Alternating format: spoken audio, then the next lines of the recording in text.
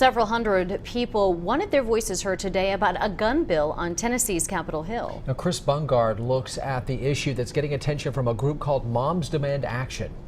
Moms Demand Action Group targeted one gun-related bill in particular up here on Capitol Hill. It addresses multiple concerns that have been placed. In red t-shirts, the group Moms Demand Action for Gun Sense in America dotted a Tennessee House subcommittee to hear about a bill making changes to the state's handgun permit process.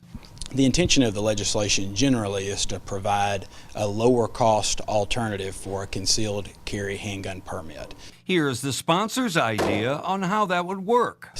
It would create an enhanced carry permit, which would be the current permit that we have right now.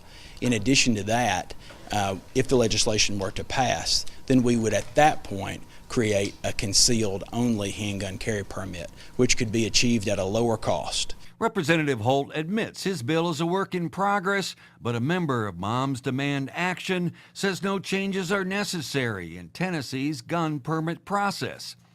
93% of Tennesseans support the permitting system that we already have on hand. Kathleen Chandler is concerned the bill would weaken the permitting system that includes certain types of gun instruction and training. I know that my sister in Knoxville with her concealed carry, she went through the class. She had to practice shooting the gun, and she thinks that we have a good permitting system. While amended Wednesday, Representative Holt said his bill could see more changes. And the Moms Demand Action Group promises to be back to follow a variety of gun-related bills up here this session. Reporting from the state capitol, Chris Bungard.